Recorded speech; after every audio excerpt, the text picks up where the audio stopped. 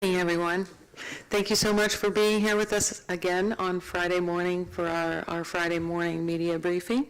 My name is Elisa Olson and I'm the Communications Director here at the City of Corpus Christi. We have some important updates for you on things that are moving forward in our water supply initiatives, and we want to make sure that you, the media, have the most up-to-date and accurate information directly from the source in the City of Corpus Christi. Today we will start with a brief presentation outlining the key developments and next steps by our city manager. Immediately following the remarks, we'll have a Spanish summary by our senior PIO, Gabby Morrow. And then after that, we'll open up the questions to media so that you can ask your questions. And with that, please allow me to introduce City Manager Peter Zanoni.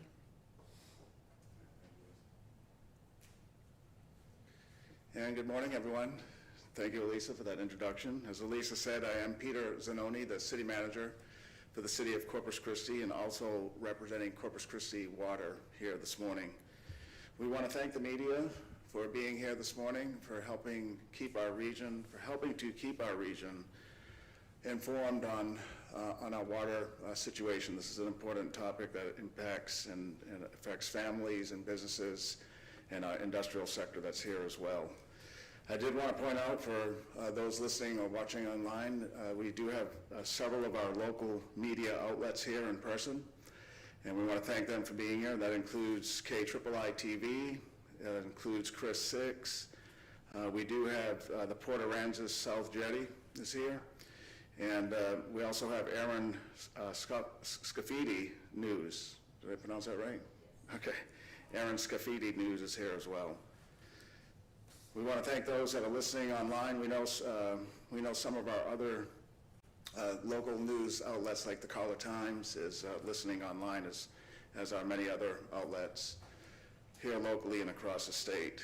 And then for residents listening online, we want to thank them as well for listening. This is broadcast live on the city's social media channels, and it's also being recorded, and so if you don't get a chance to see it live, you can also watch the recording. So the purpose of these briefings is to make sure the region has the best information on our water supply, on projects that we're working on to advance even more supply, and on what's coming up next week in particular. So let me just start by saying we continue to build on the progress that we shared last week. This week we continue to build on that. We're bringing additional water online, and we brought even more online this week. And we're continuing to coordinate with the region. We had several regional meetings this week, and there's more planned for next week. So those are the three main things that we're focused on for these next several weeks, which is bringing more water supply on, making sure our projects are moving forward to be able to do that, and then continuing to collaborate with the region. We have a big region that we service, Corpus Christi Water does. We serve 500,000 people in 7 different counties across our region. So not just Nueces County, where Corpus Christi is, but 6 additional counties as well rely on Corpus Christi Water for water. So let's begin on updating you on some of the key things that took place this week, and starting with our groundwater projects in Nueces County. We know we have groundwater projects in Nueces County and San Patricio County, but I'll start with the Nueces County. And in Nueces County, we have 3 groundwater well fields or groundwater projects. That includes our eastern groundwater site, our western, and what we call ERF, or Ed Rochelle Foundation groundwater project. So our eastern well field today is producing about 4.4 million gallons of water. And we know, and I'll say it again here, that's about half what we could produce out of the 8 wells that are there. But because of a TCEQ water quality management plan that we agreed to, we can only produce about, or discharge into the river for conveyance, about half the full amount, which is 10 million. So we're transferring about 4.4 million today. This week, though, we did meet with TCEQ again to further explain the need to see if we can get a variance in that management plan to be able to discharge the full amount. The water quality in the river is impacted by the discharges coming out of Lake Corpus Christi and Choke Canyon. As the pool of water gets lower, we're seeing the water quality is getting worse. It's degrading. And so that has an impact on the river. And when we discharge the clear water out of the wells, we can't stay within the management plan on what they call total dissolved solids, because really it's a combination of both, but a big contributing factor is the degradation of the water coming out of the reservoirs down the river. On our western groundwater well field, that's a 250-acre site.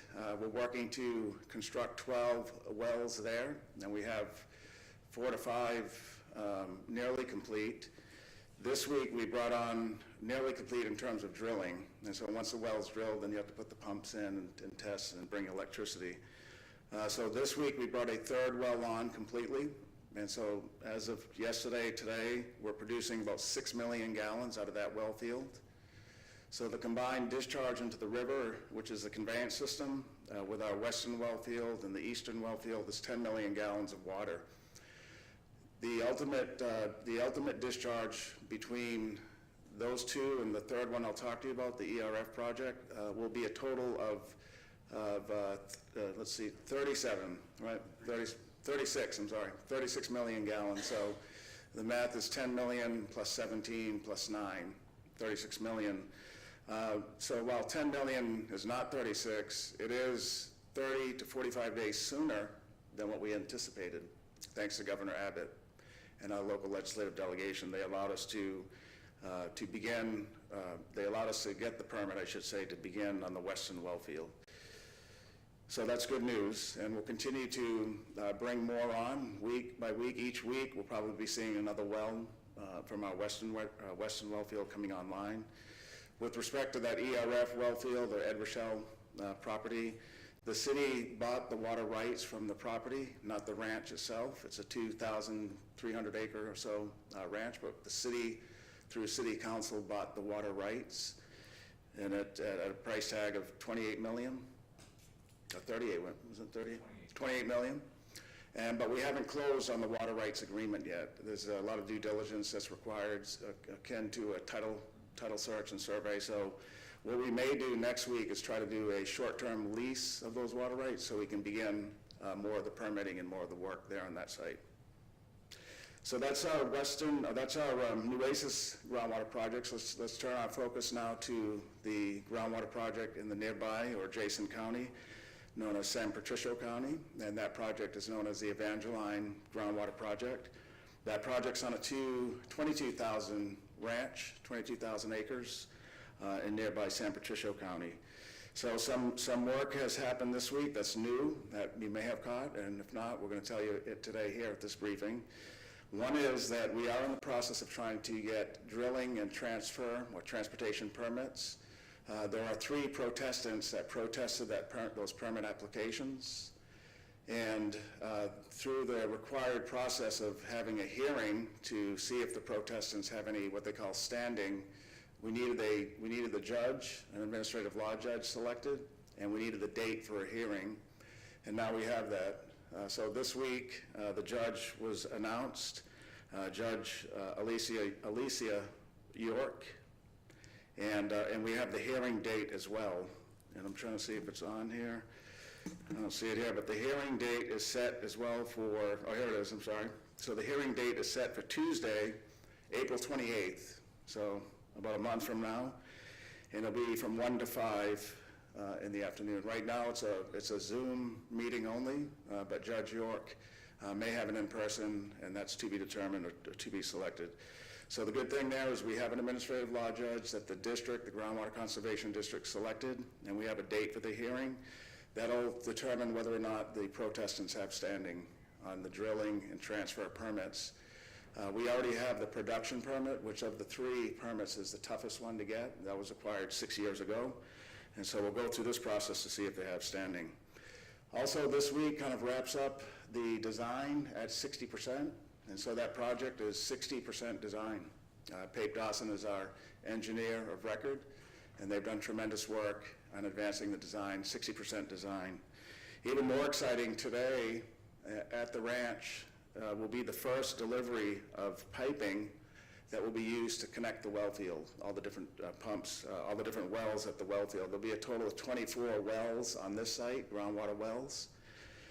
The project will take about 30 miles of pipe to connect all the wells and then connect it to a holding tank and ultimately to the Mary Roads pipeline. So today at the ranch, and I'm going to go up there to see it, today at the ranch we're expecting delivery of 600 feet of piping.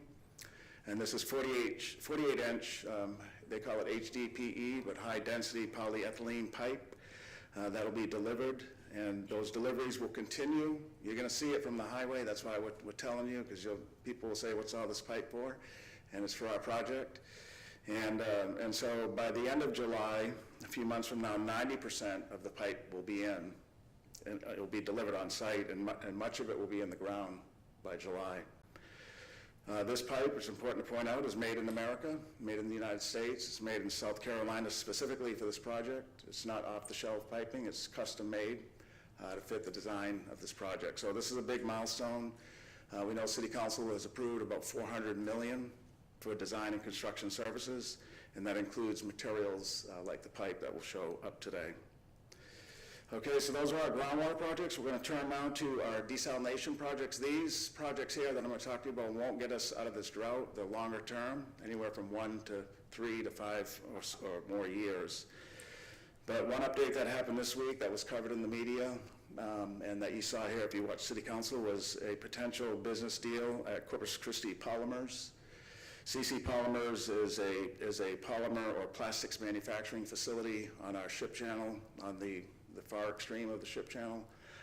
It's owned by 3 companies, but the plant itself, as well as a supporting water supply source, a desalination facility, was never finished out by the company, and it's anywhere from, I've heard 80% to 90% for the desal facility, but both the plant itself, the plastics plant, and the desal facility need to be finished out. There's been numerous business iterations of how could we get water from the desal facility that's there, and a new one came to us recently, which is a company called Aquatech. They've reached an agreement with Corpus Christi Polymers to be able to operate the desalination facility there and then sell water to the city of Corpus Christi while the plant is being finished out. So that could be a 1 to 2 year time frame. And so City Council this week approved city staff to work with Aquatech. Aquatech is a desalination builder. They're a technology processor, they call them. And so they make filters and other technologies to do either brackish desal or seawater desal. So we'll be working with Aquatech to develop a contract that would be for the city, or Corpus Christi Water, I should say, would be a take-or-pay contract. And so the city wouldn't have to spend any capital outlay. We wouldn't have to issue any debt for this project. Aquatech would be doing the finish out of the plant, would run the plant. We would have a take-or-pay contract initially for a little over 9 million gallons. And then after they do a phase 2 expansion, it could grow to 14 million gallons of seawater that we would purchase through them. So between now and say the next 90 days, we'll be working with Aquatech to develop a take-or-pay contract that's favorable to our ratepayers. Aquatech has guaranteed to us that the initial price, all in, with nothing else that has to be added, is $7.50 for every 1,000 gallons, which is a decent price for seawater desalination. And we'll continue to negotiate with them and bring something back to City Council. So we know about the other 3. We have other 3 desalination projects. I'll just give you a quick update on them. We have Harbor Island, Barney Davis location, and then the city's inner harbor. So the Harbor Island project that is being managed and overseen by our partners at the Nueces River Authority with John Byram. This week they had a forum that was hosted by Port Aransas, Aransas Pass Chamber of Commerce, where John Byram gave the audience there an update. And so that project's moving forward. They have already approved contracts for conveyance, construction, design and construction services. And soon, in the coming weeks, they're going to pick the partner who would design, build, and operate the facility there. I believe through their request for proposal process, they received 4 to 5 proposals. And John Byron will be providing, we're going to actually ask him to come into City Council to provide an update to the City Council. The city is a customer and a partner of this project. I recommended and City Council approved a 50 million gallon a day reservation of water when the plant comes online. So we have access to be able to buy 50 million gallons. We put a $2.7 million deposit or down payment on that. And so it's important we know what's happening with this project. So John Byram and the Nueces River Authority and the board, the Nueces River Authority board will select a design build operator and really in the next couple of weeks. And so that's going to be exciting for that project. The Barney Davis power plant, which is a power plant here in Corpus Christi, along the Laguna Madre, kind of on our south side. It is owned by Corpus Christi, not Corpus Christi, sorry. It is owned by CPS, City Public Service Electricity in San Antonio. And that location, when it was owned by a prior energy company, was a location that many here locally thought would be an ideal site for a desalination facility because of its proximity to the Gulf, its proximity to existing permits where there's an intake structure to bring water in to cool the power plant. And so recently City Council agreed here in our council meeting to allow staff to enter into negotiations with the CPS Energy CEO, Rudy, and on Monday, this coming Monday, the CPS Board of Directors will discuss with Rudy Garza their desire to reciprocate and have both entities talk about, is there a business potential here where we could enter into an agreement to have another take-or-pay contract. So that's an important step, a lot of background information, but again, the summary is this coming Monday at the CPS Energy and San Antonio Board of Directors meeting in executive session. If you look at their agenda, you won't see Barney Davis or DSAL, but it's on their executive session. They're going to discuss this in executive session, and then we'll expect to hear from Rudy mid next week. He and I were in touch with each other this week, and he confirmed those steps. So those are our three other projects in terms of desal. We talked about CC Polymers, but we got Harbor Island, Inner Harbor, and then the Barney Davis site. So now let's talk a little bit about regional management. And as I said in the beginning, the city of Corpus Christi Water is a regional water provider. Some cities that may be listening are probably more used to having one water supply entity supplying water to one city or community. We're one entity called Corpus Christi Water, but we provide water to over 20 communities in 7 different counties. And so regional cooperation and collaboration is important. We've made regional engagement a priority. And this week we had a great town hall in the town of Odom, which is in San Patricio County, not too far from Corpus Christi. I do want to thank personally Mayor Maldonado and a team of his that helped arrange a town hall meeting. We had Councilmember Jesse Falcone was there, Councilmember Becky Viet was there, Commissioner Ruben Gonzalez from the county was there, and the city administrator Lisa Hernandez, and then from San Patricio County, the government affairs director, Chris Dorsey, were there, and also there was the community.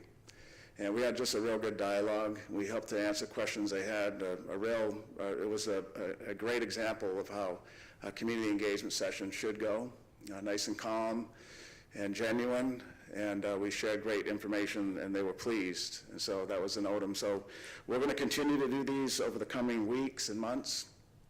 We're working on scheduling a town hall or conversations with the mayor of Orange Grove, Mayor Serp, and their administrator Todd Wright.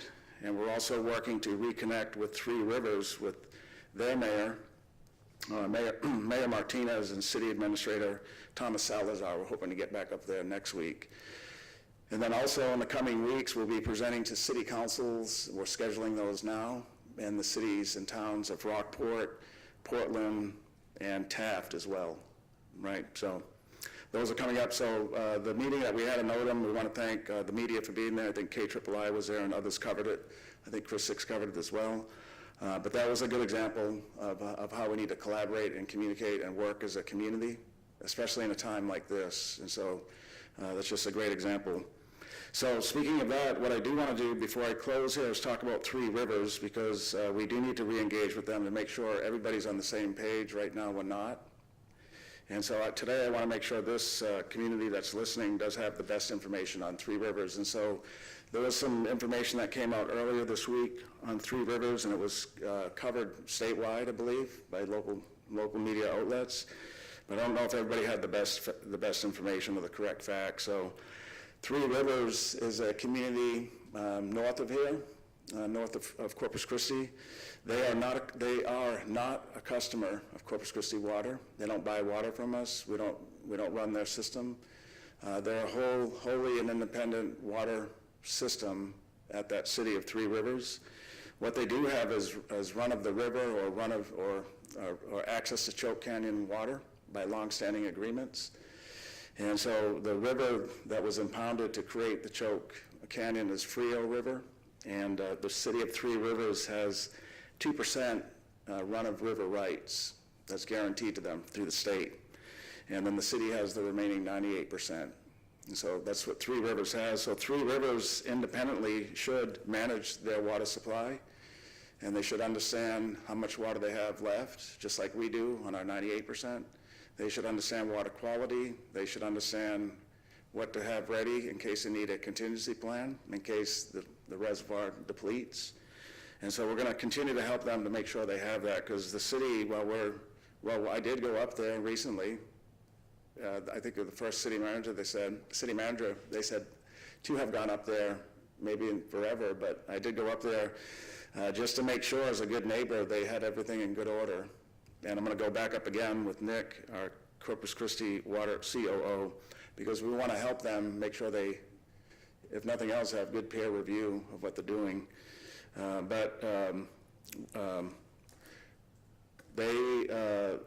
So they have to manage their water system, right? They run and manage their water system. They have access to water. They're not a customer of the city. They don't buy it from us. One thing that was said is that the city made these drastic changes that are going to deplete their water supply, and that's not true. It's not accurate. The only change we've made up there in Choke Canyon was 15 months ago, and that was to help out Three Rivers because their intake structure now is too high, given the level of the water, to be able to draw water in. And so working with us, we agreed to discharge more water through the dam system, and they're picking it up along the river after the impoundment, after the dam. And so the only change we made was 15 months ago, where we changed the release rate from 29 cubic feet a second to 33, so that the difference would be able to be picked up by Three Rivers. So that's the only change. So the headlines, I think, were a little off this week, where the city was taking their water and causing a big change that was going to deplete their reservoir sooner than what they anticipated. That's not the case at all. And I just want to clear that up, and then we'll be going up there again this week. What we need is conversations with them and the community, much to what we saw in Odom this week. That's a much better model.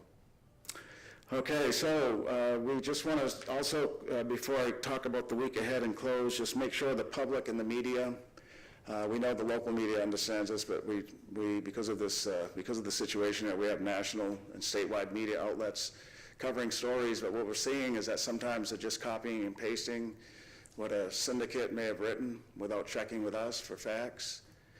And so I just want to make sure everybody's aware that we do have a communications department here in the city, and Elisa Olson, who opened up our forum today, is our communications director, and she has a team whose job it is to provide good information to media outlets that need it. And you can reach out to us directly at our website, and you probably have phone numbers as well, but it's communications department at corpuschristitx.gov. So for a national outlet that says, I don't know anything about Corpus, I don't know who Peter is, but before you run a story based on somebody else's information, reach out to us first if you could. And again, it's communications department at corpuschristitx.gov. So that'll be helpful to make sure the nation and Texas at a minimum has good information when you read or watch the news on our story here. Okay, so let's close out here with the week ahead. As we promised, these briefings are meant to recap and make sure the community has best information and then talk about what's coming next. So there is a very important meeting coming up this Tuesday. It'll be in this chambers here with the City Council of Corpus Christi. We're considering it a workshop, and it'll be at least 4 hours. So right now we have it scheduled from 10 to 2. It'll be one of many workshops with the City Council to talk about what nobody wants to talk about, but that is if we have a supply-demand gap, if there's a shortage in supply that can't meet demand, what do? And we know what to do. We have a plan. But there's numerous policy issues that council needs to be aware of, the community needs to be aware of. There's going to be some votes that City Council is going to have to take on things like reduction amounts, targeted reduction amounts, on fee changes, on rate for water changes. And so this workshop this Tuesday will be one of many. We have about 3 to 4 big ticket items we'll be talking to the City Council about, which will include a reminder of what is in our City Council approved drought management plan. That's the governing document that helps us manage water at all stages. We'll also be talking about curtailment. What does that mean, and what are some ranges of curtailment? And how does a big user, like some of our industrial partners, what would be their percentages versus a residential family? We're also going to be talking about surcharges, also also known, or more simply known as rate adjustments, to try to drive down consumption with economics, with having slightly higher water rates. And then we're also going to talk about new meter taps. That's been a big topic that many of our local media outlets here have covered. And so state law recently changed how cities and water providers can change the new meters, new water meters. And so it's not as easy anymore as just saying we're going to prohibit all new water meters. There's a complex set of requirements if a city or a community wants to do that. And we're not sure if we're going to do that. Right now, there's no indication we are going to do that, but we're going to talk to City Council about what would we have to do if the City Council chose to prohibit new meter taps, and so that'll be something that will be discussed as well. Also, just coming up actually today is another Water Conservation Committee meeting, and so we have 2 committees that the City Council, City Manager set up. One is on updating our water conservation plan. We have a plan, we've had it for many years, but it needed to be updated, and so there's a committee meeting on the 6th floor of City Hall. That is open to the public and is broadcast live on YouTube. That's today around 11:30, I think. 11 o'clock. And that's also broadcast live on YouTube. So that is a community-led panel of 18 individuals, and they're helping to update our conservation plan. And then next Friday, we have another committee meeting of 19 representatives from the area appointed by the City Council and the City Manager, and that is our Far Field Modeling Committee, and they'll have another meeting. They've had several. They've been real good. Those meetings are open to the public. They are broadcast live and recorded, and so you can see those. You can see those if you can't attend or see it live. So next Friday on the 6th floor, I think that one's at 12, right? 11 o'clock? Okay. That'll be a meeting coming up. So those are the events for next week. So there'll be maybe 2 town halls next week, one in Orange Grove, not town hall, sorry, 2 collaboration meetings with the mayors and administrators, one in Orange Grove, one in Three Rivers. We have 2 committee meetings, one today, one next Friday, and then probably the most important is that workshop with City Council. That is open to the public, and it will be broadcast live, and I do encourage those that are interested in this topic to either watch it live or come in here and watch it, or watch some of the recording. Okay, so that took a little bit longer today than last week, but we have about 30 minutes now to take questions from the media that's here. So just let me see, in closing, I think that covers it really. I just want to thank again the media for being here. And, yes, ma'am? Oh, that's right, okay.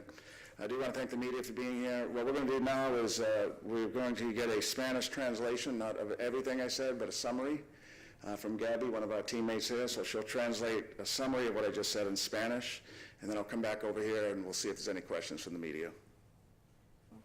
A continuación, un resumen. La ciudad de Corpus Christi está diversificando activamente su cartera de recursos hídricos mediante la expansión de aguas subterráneas, la desalinización y proyectos de reutilización de agua. Actualmente, la ciudad está incorporando al sistema 10 millones de galones diarios de agua nueva proveniente de los campos de aguas subterráneas activos y se espera recibir más agua en las próximas semanas. En cuanto a las actualizaciones clave de 2 proyectos, sobre aguas subterráneas, los campos este y el oeste. En el campo este se producen 4.4 millones de galones diarios. El campo oeste acaba de incorporar un nuevo pozo, elevando su total a 6 millones de galones diarios, haciendo así un total de 10 millones de galones en esta área. Se espera añadir un pozo adicional para la próxima semana.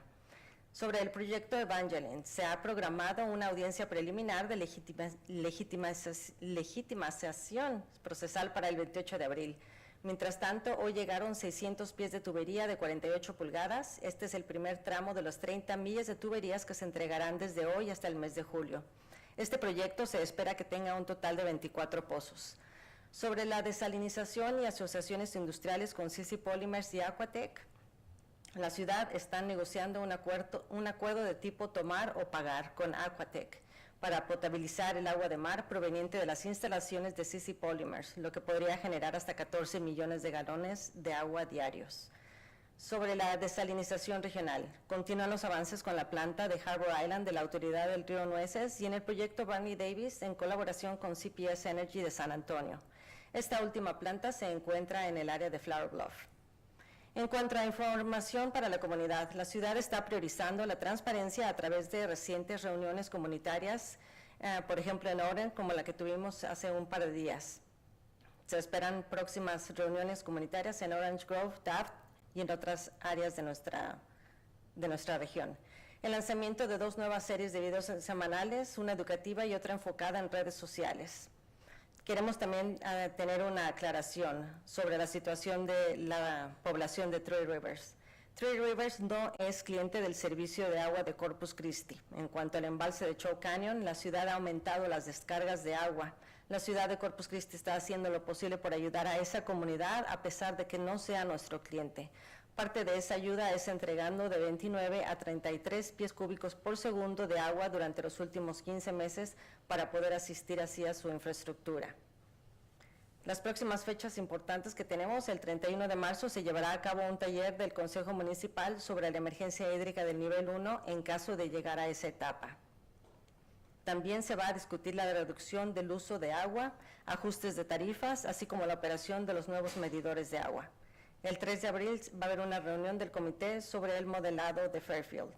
El próximo viernes llevaremos a cabo otra conferencia de prensa a las 10 de la mañana, también transmitida durante el canal YouTube de la ciudad de Corpus Christi. Okay, thank you, Gabby. Okay, so at this point, we're going to open up for media questions. I think Michael Gibson, unless anybody wants to go first, had some. Gibson, you want to go first? Sure, yes, Okay. sir, that'll be fine. What's going on with the La Quinta Channel Desal plant project right now? What permits or plans do you have that are completed, or what's to be done? Right, yeah, so Michael Gibson from KIII is asking about another location where the city looked at, or has done work, I should say, for another desal facility, and that's called the La Quinta Channel. It's a ship channel, man-made here in the around the Corpus Christi Bay, closer to Portland and what is it, Ingleside? Yeah, in the county there. But so the city hasn't done much work on that of late. We applied for TCQ permits, both intake and discharge, about 5-6 years ago. And we did receive the intake permit, and we're working on the discharge permit. That's about the extent of any work that's been going on there. It's somewhat on hold. We were mindful of the concerns of a desal facility discharging into the bay. And so until we get the results of the Farfield study that's underway right now, we've kind of put that project on pause. There has been some interest on acquiring the permits from San Patricio Water District, and we need to go through that conversation with the City Council. If Evangeline could drag on through the courts for probably up to 3 years, you seem to be confident that the project's going to move forward sooner than later, because you're already moving in equipment, you're already doing all these things. Right. What is the confidence based on? The confidence is based on the need to keep this region, and especially that county, where there's a lot of petrochemical water users, out of curtailment. And so the only thing, as I told City Council 2 Tuesdays ago, the only thing that will keep us out of curtailment, short of a rain event, is the Evangeline project, and we hope that San Patricio County and the protestants understand that. That is a much-needed water project that has been talked about for 40 years at a minimum, and especially the last 15, a local rancher told us recently. And so we have got to do that project. It's fully permitted for production. And so the Groundwater Conservation District there twice, not just once, but twice over the past 6 years, approved the production permit, meaning they had confidence that the well field, the groundwater below, the reservoir, the aquifer, I should say, has enough capacity to produce 24 million gallons of water a day. They agreed to that. And that's why they approved the production permit twice. So we're going to move forward. We told council it's a calculated financial risk. We think it's not a question of if, but when. And we're working with the district on things like emergency temporary permits. We're trying to reach out to the city of Sinton, but they really won't communicate with us. But we're trying to reach out to the community, like our conversation in Odom just this week. I think the majority of that room of residents who live right in Odom, which is real close to Sinton, said, you guys really need to do that project. And so there's a belief in the region that the water will be beneficial to the region of San Patricio County, who, by the way, the customers there through the city, through Corpus Christi Water, every day receive 40 million gallons of water from us. And that water comes from 4 different counties in Texas, and it does not include San Patricio County. So today, San Patricio County gets about 40 million gallons of water from 4 different counties in East Texas and over here, where we are, and not contributing any to their own customer base. So we think it's a good project. We think the region wants it. We know that the tax base and the job base that's over there, the 40 million gallons of water that happens every day is necessary. An Evangeline project is necessary to keep that water flowing so there's no disruption over there. And do you think you might be able to clear up that Three Rivers situation just a little bit more? Were you not going to drain all or most of the water from Choke Canyon down into Lake Corpus Christi and then reverse yourself after Three Rivers protested? No, yeah, so thank you, Michael. So what Michael Gibson's saying from KIII is we have had internally, and we had communications with Three Rivers about options on Choke Canyon. And so one of the options are you just let it slowly deplete or drain or use it as we're doing today. One other option that we've talked about, nobody said we were doing it, we talked about should we drain Choke Canyon into Lake Corpus Christi? Would there be some benefit in water stability and long-term use? Would it give us any more time? And so we had conversations about that, like we should. In an event like this, you want to have as much thought and input and options as available. We never said we were going to do that. Never. Nobody here ever said we're doing this. And so it was conversations that I personally had with their administrator and that our staff has had with their counterparts at Three Rivers. And so it's unfortunate where they may have thought that was going to happen. That's not going to happen. So we are going to slowly use the water in Choke Canyon, our 98%, and they're going to slowly use their 2%. But at some point, if we don't get any rain, that reservoir will deplete to zero. And so my reason for going up to talk to Three Rivers is to say, are you guys going to be all right up here? Because if that drains to zero, what are you going to do? And how can we help you do something? And that was the purpose of the meeting up there that we had. So Three Rivers, they manage their own water system. They have their own water rights. One comment that was made is why didn't we include them in the 3 community regional task force that we have, where the city of Corpus is meeting with Beeville, Alice, and Mathis. So the 4 of us have a partnership. It's actually an interlocal agreement. And the reason is because Three Rivers is not a customer of the city. They don't buy water from us. They don't depend on us for water.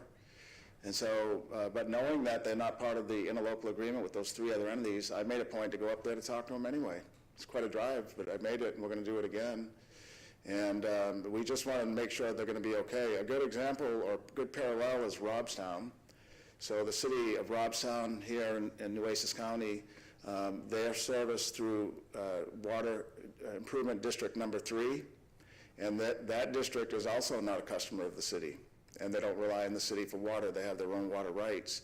But similarly, what we want to do with Three Rivers is we're proactively working with Robstown to the point where they're going to be able to interconnect into our water system if the river depletes to nothing because of the drought. And so that model is what we were using when we went up the Three Rivers to say, hey, even if you're not a customer of the city, even if you don't buy water from the city, we're here to help you because we know this is a regional issue. And that's what we did with Robstown, and it was well welcomed. And we're gonna do the same thing with Three Rivers. We just have a little misunderstanding here, I think, misinformation from this week that was made worse by not local media, but media from across the state who didn't have all the facts. And anyway, we're gonna be going back up there next week. Peter. Yes, sir. Drew Bishop, Chris 6 News. If we were to enter into a level 1 water emergency, what steps are being taken to lower the chance of water boils during curtailment? Right, yeah, so Drew Bishop from Channel 6, from Chris 6. Let's see, just a second here. Okay. So Drew Bishop from Chris 6, the question is, how do we stay out of a water boil if we go into curtailment, right? Okay, so the issue of water boils, TCEQ, the Texas Commission on Environmental Quality, just like many other regulatory agencies, require water providers to give notice to the community if they need to boil water because the water could have some issue with it. And that issue could be from things like there's a contaminant that gets into the water. Another one that's more applicable to Drew's question is if water pressures in the system drop below a certain percentage, 35 psi, there's a chance that microorganisms could grow in the water and make you sick because the water's not moving. There's not enough pressure to move the water through the system. And so this is a real concern, and it's a good question of Drew, which is that if we don't have enough supply to meet demand, that means the system's not going to have water to put into it, and that means pressures could drop, and that means we may be mandated to do a boil water notice. And so we're working through those issues right now, and we're going to see, because TCEQ requires us to do a boil water notice like quite often if you get into that situation. So we're going to be working with TCEQ to see how can we make an event more easily understood, how can we minimize those issuances. But the fact is that if the system drops pressure, we want to make sure our customers are safe and want to make sure the water's safe. We'll be the first to be up here to say, y'all are going to have to boil the water to drink it at least because we don't want to make people sick.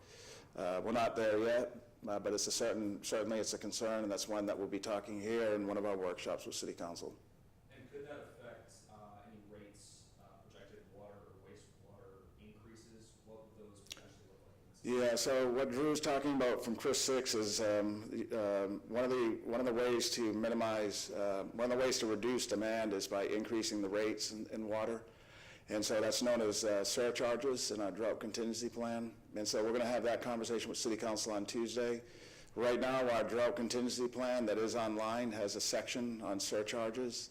And the council, we haven't made a recommendation yet to City Council. But we may recommend, and council will have the choice to approve or not, surcharges or increases in rates to help drive down demand so we can save the remaining water for a prolonged period of time. That's something cities do when you get into this situation. I will say for the homeowner, for the family, it's a real de minimis amount. It's a small amount. So anybody using less than 7,000 gallons, in our typical family, the vast majority of our families use about 6,000 gallons a month. Anybody using 7,000 or more, when they buy that next 1,000th gallon of water, it'll be a $4 surcharge on it. So we need to look at it actually because the rate's really not much to drive down consumption. So it would be $4 more for the entire month if you buy more than 7,000 gallons a month. Yeah. And then I have one more question from our chief meteorologist, Stephanie Glover. Okay. She asked, did we ever get an answer as to why Lake Corpus Christi rose? This is the first rise in a long time, and she wants to be able to explain why. Yeah, I don't, Nick, that question was asked earlier in the week. We don't have the answer still, Drew, so the Texas Water Development Board has a great website that I use every day now, and it shows lake levels. our reservoir levels. So in this week, I saw it myself, the reservoir of Lake Corpus Christi went up from like 8.9 to 9.1, 9.2%. So it went up slightly. It may have been from some delayed inflows from a rain event. It could be that we're withdrawing a little bit less because of the groundwater projects that are coming more online. But I don't have the exact answer, so we'll get that for you. Yeah. Mr. Zanoni, I have 2 questions from Colleen with the Texas Tribune. The first is, the city manager said a 3rd well was brought online this week at the Western well field, but my understanding was that 4 were online last week. Can you clarify, please? Yeah, I can. So we'll have to be careful of how we describe the well being online or not. So we have 4 wells that are completely drilled. We have more than that, but we have 4 wells that were completed. Last week, not all of the 4 were production ready, and so some of them had test pumps. Yeah, 3 were online last week, 1 was a test pump, but in this business of constructing and operating things, there was an issue on one of the pumps. So 3 were online, 1 was a test, 1 has an issue. So we were with 2 last week. So the one that has an issue still has an issue, and then we're bringing another one on. So this week, there's 3 wells that are fully production, they're in production. Operating all week. The 4th one is not in operation because of a mechanical issue. Okay, thank you, sir. Her other question is, since you mentioned that water quality at Choke and Lake Corpus Christi is becoming worse, how much less is the city pulling from the reservoirs compared to before? Right, well, I don't know what time frame compared to before, but for the past several months, we've been pulling about the same amount. That question from Texas Tribune. So it's about 30 to 40 million gallons a day comes out of our Choke Canyon and Lake Corpus Christi. But as the reporter from Texas Tribune points out, the water quality in those 2 reservoirs in our west is worsening. As the water level is lower, the water conditions are worsening, and we can see it from our testing of the water. So that includes the salt content, known as TDS, is higher. And so it's discharging pretty high. It's over 1,000 parts, when normally, and if it's, has water in there or more water, it's 600 to 800, right? Yeah, so it's 1,100 today. And then worse yet for the community, and this is a conversation that was around a couple weeks ago, is arsenic. And so arsenic is nearly 2 times the amount that's allowed by that's considered safe by regulatory agencies. So arsenic, the measurement is 0.1 is the maximum. Soon the water coming out of that based on modeling will be 0.2. And so despite that, when we do take that minor amount of water, 30 to 40 million, and blend it at our treatment plant with about 70 million from East Texas and our groundwater well projects, the arsenic and the salinity is almost eliminated. And that's proved by, and you can probably find it online, recently TCEQ did a quarterly assessment of our water at the treatment plant. And the one I want to highlight, the reading of arsenic was non-detect. So water coming out of our plant has non-detect traces of arsenic.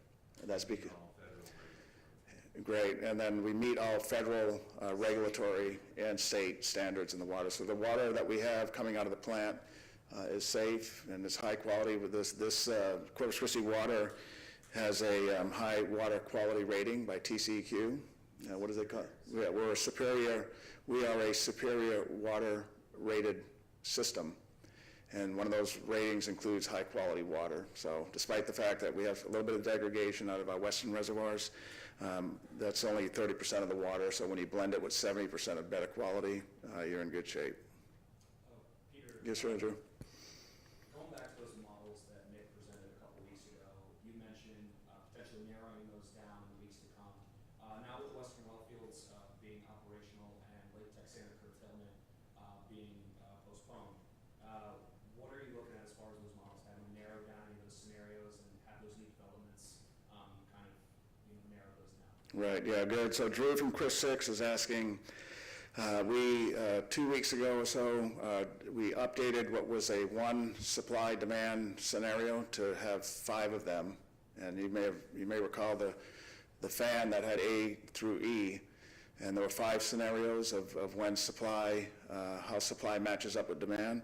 2 of the models, the worst case scenarios, said that we could call a level 1 water emergency, meaning from 6 months from that point, there's not enough water for demand. 2 of those had a May trigger for this level 1. 2 of them had a October trigger, and then 1 had no trigger at all. Everything would be fine. So we began, the question is, have we updated those, and when are we going to present them again? We began looking at them again this week with our modeler. We use a third-party modeler that does great work in modeling, now that we put in more water from the groundwater project sooner than anticipated, what impact does that have? And then another input, though, that we have to do is the Evangeline project, and it's going to be 30 days out now before we'll know, do the protestants have standing? So that'll be another important thing. And then the other element that will change a lot of the scenarios is, can we get an exception from TCEQ on the water quality management plan? Because as I mentioned in the beginning, our eastern groundwater field, we're only able to discharge half the amount of water that we could right now today. So we're working with TCEQ. Again, we hope to hear something. So I would say in the next 1 to 4 weeks, we're going to be presenting updated models to the council and the community. Those will help us eventually. As I said, we're going to have to pick one of them to guide the region, but we don't want to make a decision too soon, and so we just need a few more pieces of information from TCEQ, from the administrative law judge process for the Evangeline project, and once we get that, then we'll present some updated charts and pick a scenario. Yes, sir. From Jimmy from the Port Aransas South Jetty. Yesterday, the governor announced $3.7 million military city grant funding for the city. What would that mean directly for the city's operation? Yeah, right. So Governor Abbott yesterday, as Jimmy mentioned, announced funding from the state to our military installation here. Was it 3.7 million? Yeah, and 2 of the projects, one of the projects was to improve their wastewater collection system. The base has a lot of deferred maintenance, and so that's good news for water quality in the area and managing that wastewater system. Another one was to produce water through atmospheric generation, and that's a concept that has been presented here at City Council before. The military, from what we understand, would use that atmospheric generation water production capability in times of emergency. If there was some type of a disaster, maybe a hurricane or something similar, where there's no water through the normal system, they would turn these atmospheric generating water systems on. The issue with those is that they're very energy intensive. The price per thousand is like off the charts. And so what the base is doing is they're coupling up those generators with solar power. And so if this thing works, and they'll use solar power to generate electricity, and then use these devices to make water out of the atmospheric generating. And it would really be times of emergency. All of the folks that we talk to that's in this business says to produce water from atmospheric generators is very expensive because of the energy requirement. But nonetheless, it's a good pilot. We've talked to the state emergency management unit led by Chief Nimkid, and he'll be interested in seeing how do these perform? How much water can you get? What's the cost? So it'll be a good test pilot. We're thankful for Governor Abbott yet again for investing in our community and caring about our community. Yes, sir. You recently had a town hall meeting with Odom. Port Aransas is the water district number 4. We drum up still our water from CCW. Are you planning on having a town hall meeting in there or surrounding areas? Yes, we are. So Port Aransas, the question from Jimmy from Port Aransas South Jetty is Port Aransas, the community of Port Aransas is a customer of the city, and but they do get their water from a water district who buys their water from us on half of their service area, I believe. Recently, I met with the city managers and administrators from the region, and we're going to have another meeting, in fact, coming up. But in that meeting, the mayor was there from Port Aransas, as was their city manager, and they told me they're interested in us coming down there and talking to them, maybe at a city council meeting or some type of town hall. So we're going to set that up. We'll go to that community as well. It's a beautiful area, a high tourist area, and so they're neighbors of ours. Obviously, they're right down there on the Gulf down there. So we'll be setting something up to go visit with them, with their city council, city manager team, and the community also. Yeah. Yes, sir, Drew? Yes, a question from Rachel Cloud. Okay. The city originally applied to TCEQ for a permanent bed and banks permit. The permit that was issued is temporary. Does obtaining temporary permit mean the city must file a separate application to obtain a permanent permit? And if so, does the city intend to do that, and on what timeline? Yeah, great. Thank you, Drew. And so that question's coming in from Rachel Clow, and it's a great question. And so what we call a bed and banks permit is issued by TCEQ, and it allows an entity like Corpus Christi Water to discharge water from a well into the river. And we're doing that for conveyance. So when we discharge up to 26 million or 36 million from all of our well fields and oasis, right now they're conveyed through the river to the treatment plant. So to get a bed and banks permit, you have to apply. There's a process. We initially applied for, as Rachel said, a permanent permit, meaning you could always discharge into the water. Even though in a year or so we'll have a conveyance pipeline and we may not need the permit, but we did apply for a permanent one. But with Governor Abbott's intervention and our local legislative delegation, TCEQ recently gave us a temporary permit, not the permanent one. Just yesterday they informed us that if we want a permanent one, we have to apply all over again for the permanent one. And we're going to do that. We're going to apply all over again for the permanent one, just to have a redundant transport system in the event something happens to our 13-mile pipeline that we'll be building in these coming months. Yes, sir. The process probably to get the full one, it could take months. Yeah, because it'd be a public engagement process if there's persons that have concern. Yeah. Yes, ma'am.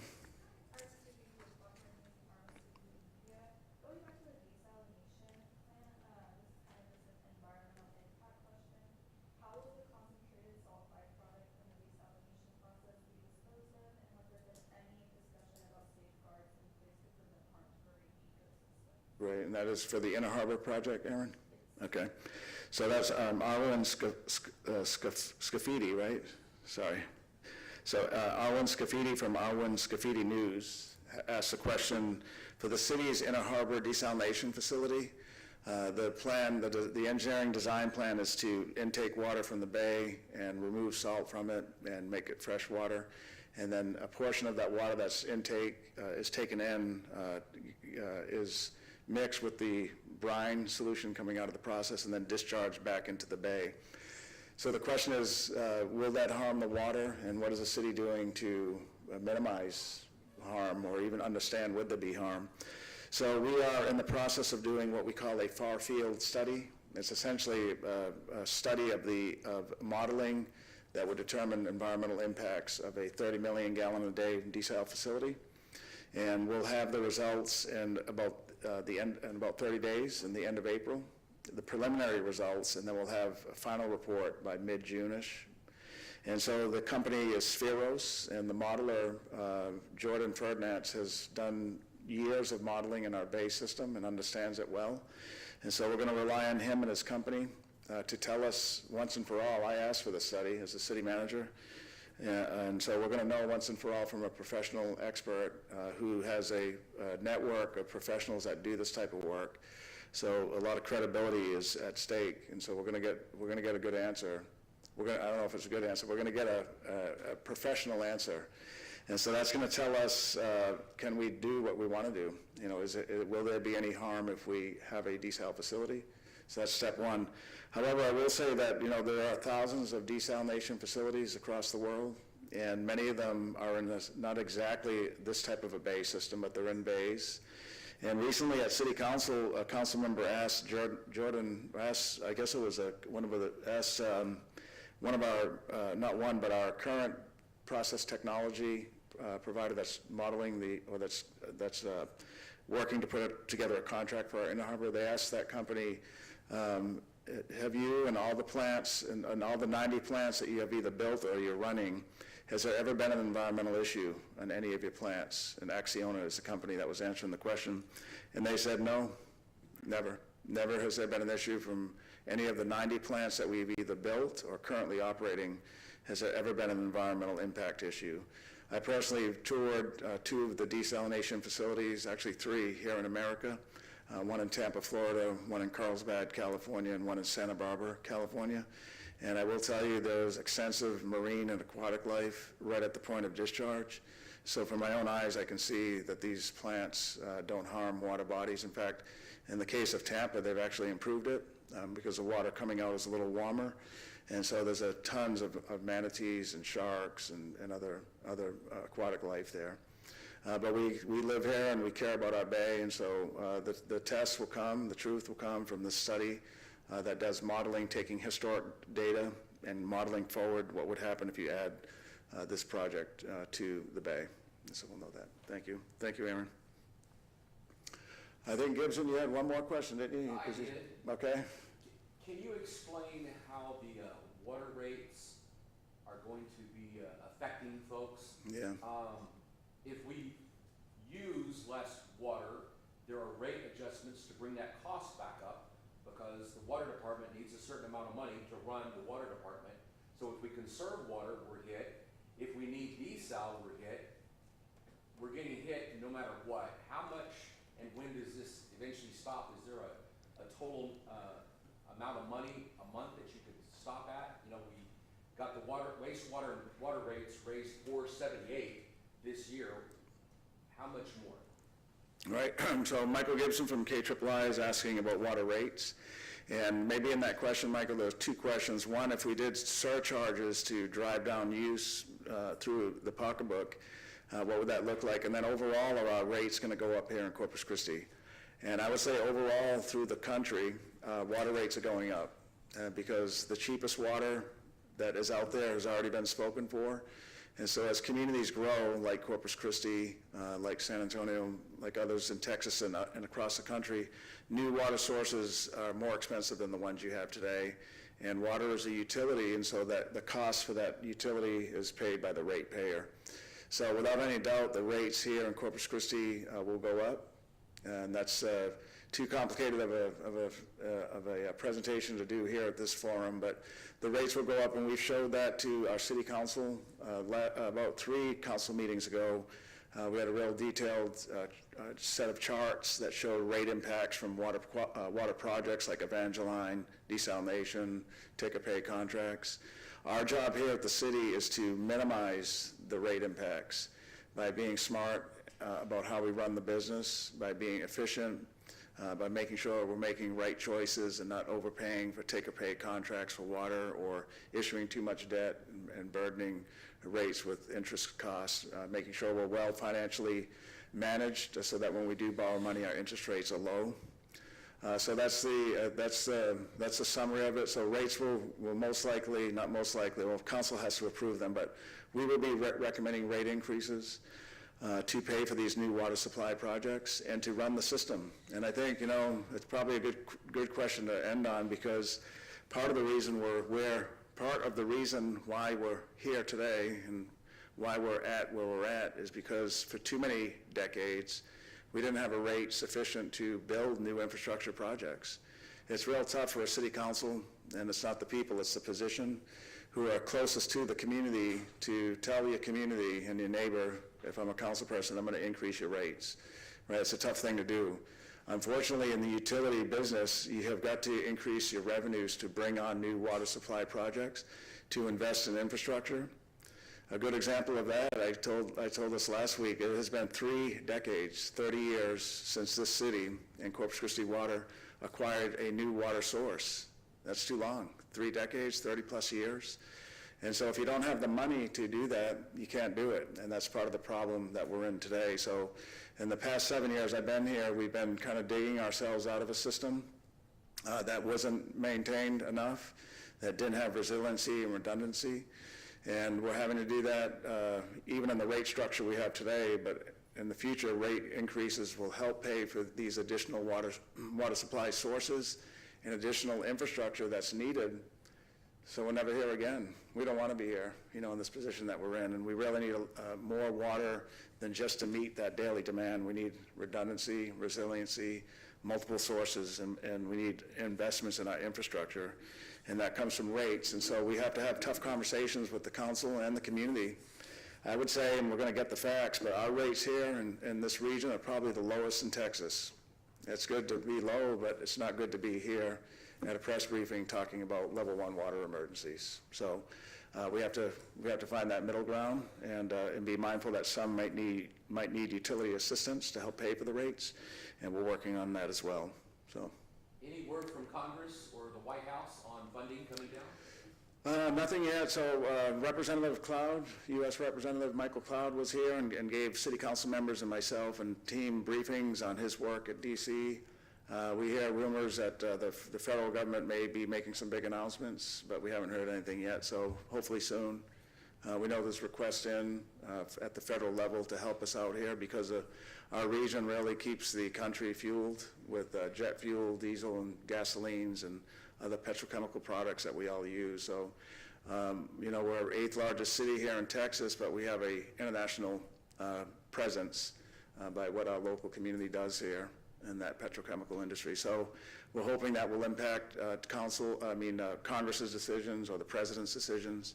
And we know the state is stepping in, and they've helped as well on things like permitting through Governor Abbott and funding through Representative Denise Villalobos, who helped to get millions of dollars for some of our temporary projects that we're working on today. So I think Lisa's over here, edging to come over, so I'm going to conclude the briefing today. We'll be again here next Friday, same time, 10 o'clock. And again, these briefings are very beneficial. We do appreciate the local media for being here and those that are listening in. This is about getting the best information that we can to the region about what's happening here with our water. And I can just close by saying myself and the team, Nick Winkleman's here, all of our Corpus Christi water team and regional partners are working extremely hard to bring on more water supply and keep things moving here in Corpus Christi and in the region. So thank you. Thanks for being here. Mr. Zanoni. That concludes our session today, so thank you all for your time and your questions, and we really appreciate the media and all you do, those that are here with us today as well as those that are following along online that aren't local here in Corpus Christi. Our next briefing will be next Friday morning in the same location at 10 a.m., and of course we'll live stream that on the city's YouTube channel as we do. If you do need to review today's remarks or share footage, a full recording of this media briefing is available on our YouTube channel. It will be available shortly in just a little while. And if you need to send us questions or inquiries to the communications team, as Peter mentioned, it's communications department at corpuschristitx.gov. In addition, we have a page on the city's website. All of our communications team and public information officers' contact information, direct contact information, including telephone numbers, is available on that website. So we appreciate your help in keeping the public informed, and we hope you have a great morning, and we'll see you next week.